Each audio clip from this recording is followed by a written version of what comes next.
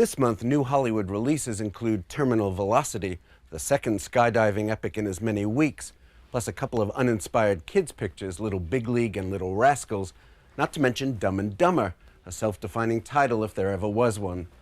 Hollywood makes maybe 200 films a year, and perhaps half a dozen are worth shelling out for.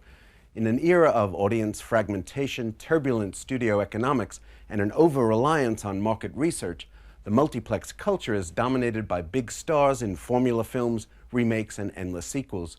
So it's rare that Hollywood's undoubted skills are focused on a really original script. When American critic Pauline Kael spent 9 months as a consultant to Warren Beatty's production company, she said that 98% of the best material she read never reached the screen. Why don't most of the best scripts get that coveted green light?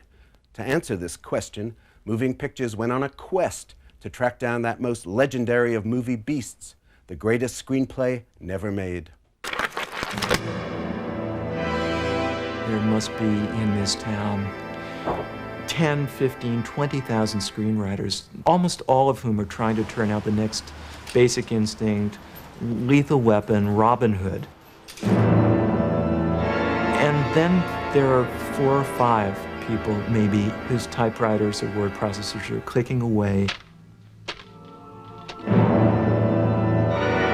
And those people are the ones who make magic, who make something that's different.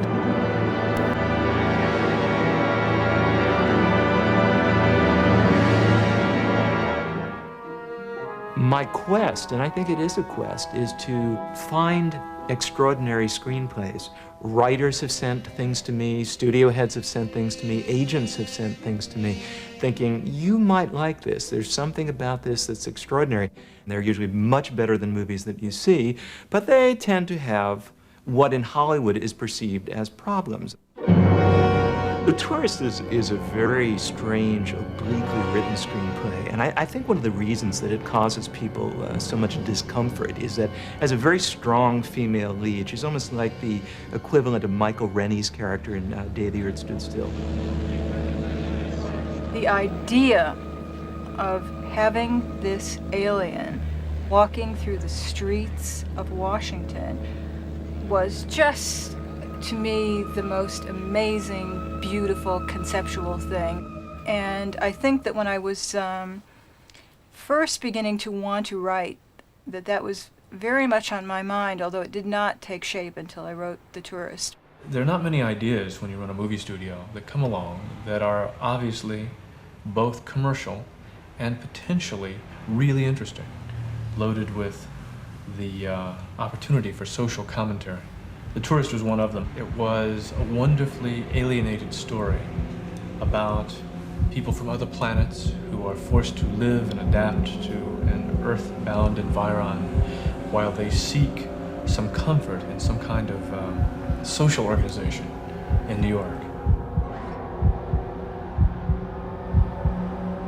The notion that you could combine a science fiction film and a thriller in the alleys and byways of Manhattan just seemed too odd and complicated to the gentleman to whom I reported at the time.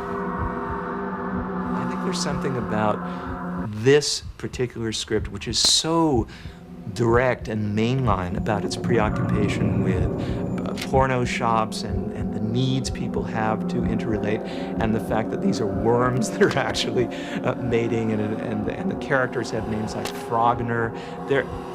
It's very, very hard to ignore that this is really a movie that works on the subconscious. The vast majority of people who read the script really found it very distasteful. I mean, agents, actors, producers, directors, most of the people who read the script didn't really get it. Hollywood tends to homogenize all of the writing that enters these hallowed gates, and we were intent on that not happening to The Tourist, but we also needed to make it structurally sound so that an audience stayed riveted to this material over the course of 2 hours. Then the task was to think of ways of making the film more empathetic, of broadening its appeal. And I met with Clair Noto. That's how I met with Clair Noto for the first time. And we didn't quite see eye to eye about how to do that. Scripts can be rewritten and shuffled around and stories made applicable to one director or one actor, more or less. This one was a can of worms when anyone tried to do that. As the weeks ticked by, clearly The Tourist wasn't going to make everyone's weekend read at the studio. So they put it into Turnaround.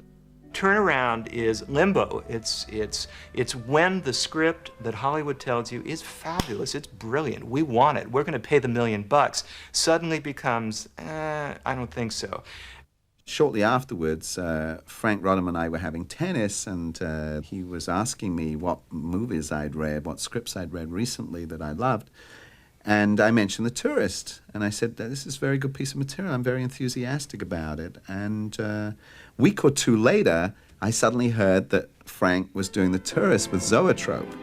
Francis Coppola was going to set up a perfect studio. It was going to be a studio run by a director. And so it was a rather wonderful notion. And then we had this fantastic script called The Tourist, and we thought that if anybody will let us make this film properly, it'll be Francis. Frank Rodham and myself had a suite of offices that belonged to the Cordas, and upstairs, above us, in smaller offices, were Jean-Luc Godard, Michael Powell, and David Lynch. And that's probably as close to paradise as I will get. I went to this actress, Anna Shagula, because I knew that she was, having worked with Fassbender, she didn't have this fear of taking on strange things. And I think, she had a sort of like sexual maturity about her, this strangeness. So I think both Claire and I liked her for that. And she came to the studio. And at that time, I wanted to commit Hannah to the film. And then I started asking the executives for some money to do a budget, to start talking about sets, to start talking about... And because there was no money forthcoming, I couldn't really get started. They were doing this film, One from the Heart, and we affectionately called it One from the Wrist because we thought Francis was behaving very badly. And in the end, none of us made our films there. It's time to be saying goodbye.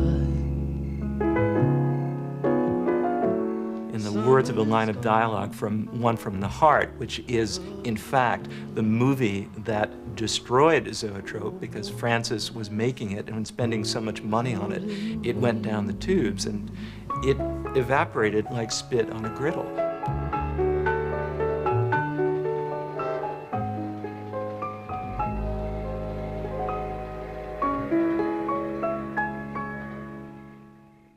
I went to see Dino De Laurentiis in New York, and he was very interested, and he wanted to do it.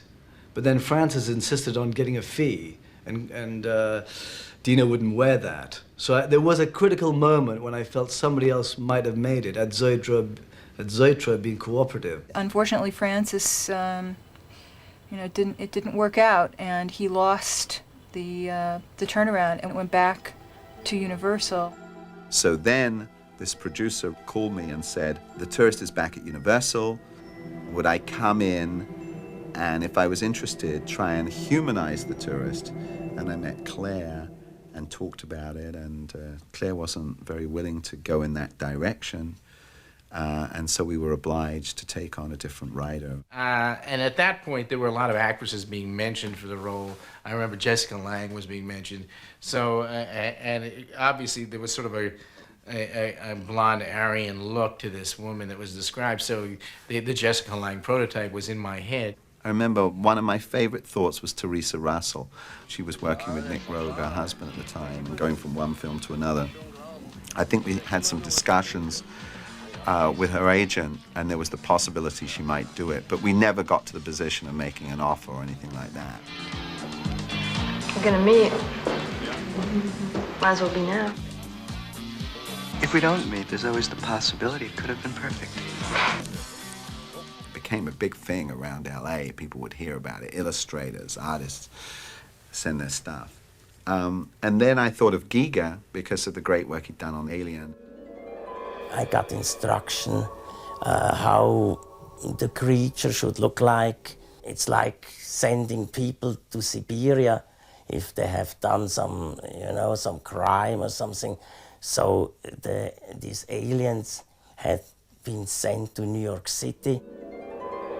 We sat around for like 2 or 3 days and talked about the script and talked about the various possibilities, and then he would do little fine sketches with the strange German accent.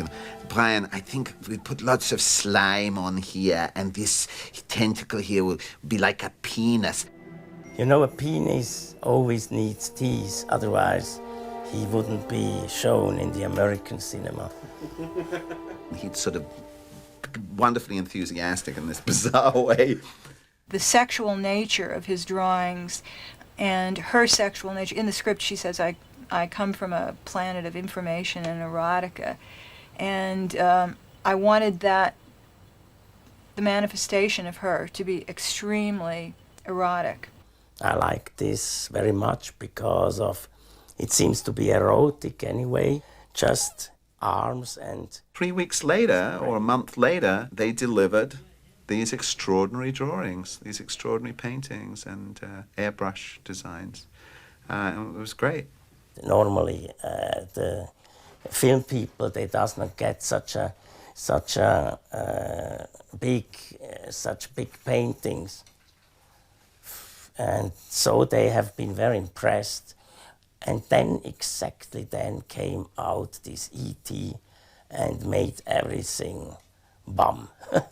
In that very same week, E.T., which took certain of the ideas in a completely different direction, was released to unprecedented response and was an affirmation of how a positive, life-affirming interpretation of science fiction was what the audience really wanted. A few days after that, I remember getting a knock on the door, and there were these 2 would-be successors to our offices carrying large cardboard boxes. So that was the most unambiguous news of the fact that Universal didn't want us anymore. Warner Brothers picked up the option, and it stayed there for many years.